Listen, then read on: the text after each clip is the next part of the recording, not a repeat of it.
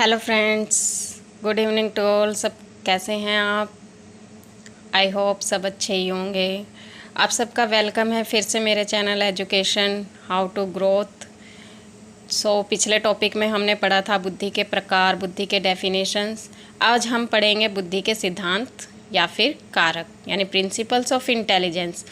Friends, यहाँ से भी हर साल सी टेट हो, एच टेट हो या यूपी टेट हो, यहाँ से भी हर साल एक क्वेश्चन ज़रूर आता ही आता है, एक या दो, ठीक है। तो हर कोई अपने नोट्स प्रिपेयर कर लेना और इसको अच्छे से ध्यान से समझकर पढ़िएगा, ठीक है। तो चलते हैं हम अपने बुद्धि के सिद्धांत और कारक इनके टॉपिक की तरफ।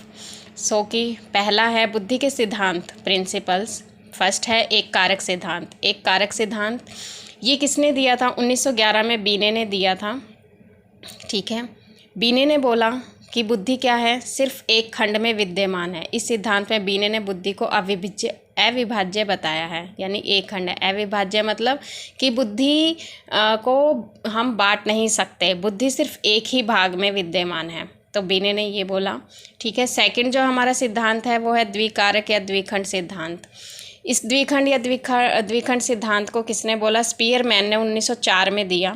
1904 में उन्होंने बोला था स्पीयरमैन ने कि इनके अकॉर्डिंग बुद्धि दो खंडों में है।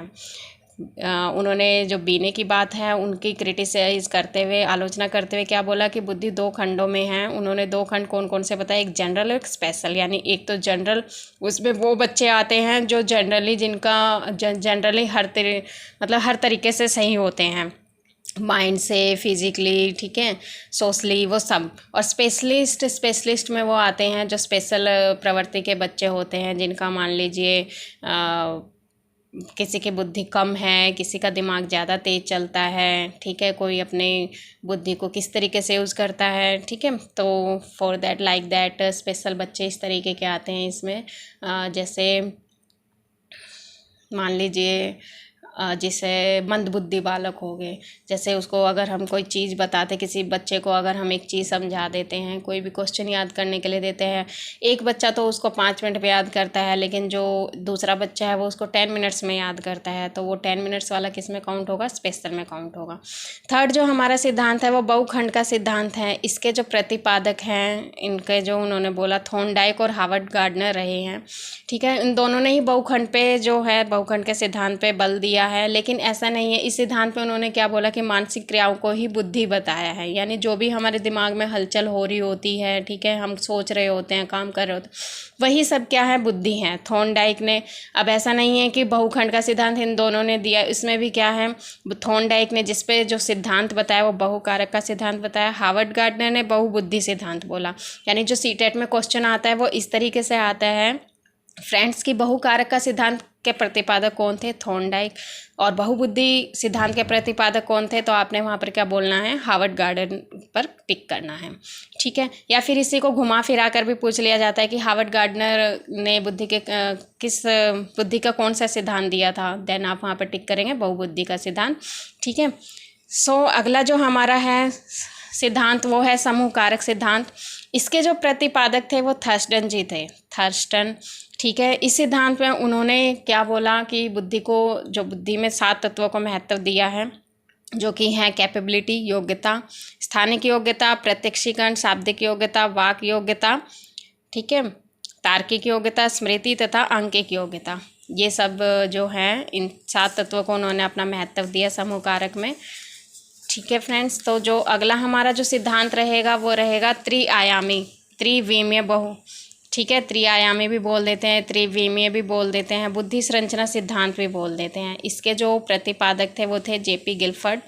इसमें गिलफर्ड ने 120 कारक बताए हैं, टोटल 120 कारक ये बताए हैं कि बुद्धि 120 कारकों में है। 3 चीज़ों को इसमें इन्होंने महत्व दिया है: विषय वस्तु, संक्रिया, उत्पाद। विषय वस्तु यानी जो भी कोई काम है उसका सब्जेक्ट क्या है। संक्रिया होती है सॉल्यूशन ऑफ प्रॉब्लम, कोई भी हमारे पास प्रॉब्लम है उसके प्रोसेस का सॉल्यूशन क्या है, ठीक है। उत्पाद जो उसमें चीज़ें यूज होने वाली है, मटेरियल, उसको बोलते हैं उत्पाद, ठीक है। डिब्बे के आकार में बुद्धि की संरचना होती है त्रिआयामी, यानी 3, नाम से ही क्लियर है, जिसके 3 कोण हों, ठीक है, वो डिब्बे के शेप में होती हैं, ठीक है फ्रेंड्स। तो ये जो हमने 5 किए हैं ये तो थे एग्ज़ाम में आने वाले, हर बार कोई ना कोई इनमें से आता ही है, सीटेट हो, यूपीटेट हो या एचटेट हो। ये 5 तो मोस्ट इम्पॉर्टेंट हैं जिनमें से एक न एक सिद्धांत पूछा जाता है हर साल एग्ज़ाम में।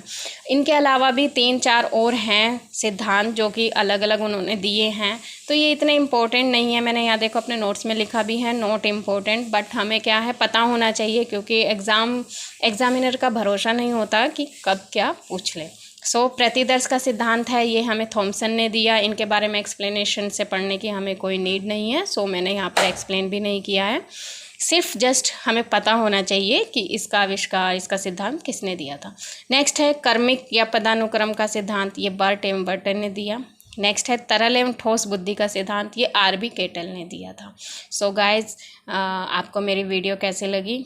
तो अगर आपको मेरी वीडियो अच्छी लगी है तो आप इसको सब्सक्राइब कर सकते हैं। सब्सक्राइब करने से आपके पास जो भी मेरी वीडियो में नए नए अपडेट आएंगे, जो नेक्स्ट टॉपिक आएगा वो आपके पास नोटिफिकेशन आ जाएगा, तो आप वहां से अपने नोट्स प्रिपेयर कर सकते हैं, सीटेट के और अच्छे से एग्ज़ाम की तैयारी कर सकते हैं। तो आप फ्रेंड्स मेरे चैनल को आइकन का जो है वो आप उस पर क्लिक कीजिए, फॉलो कीजिए, लाइक कीजिए, ताकि मैं आप सबकी मदद से आपके लिए और अच्छी वीडियो बना सकूं और अच्छी ला सकूं, ताकि पढ़ने वाले बच्चों को हेल्प मिल सके। Thank you.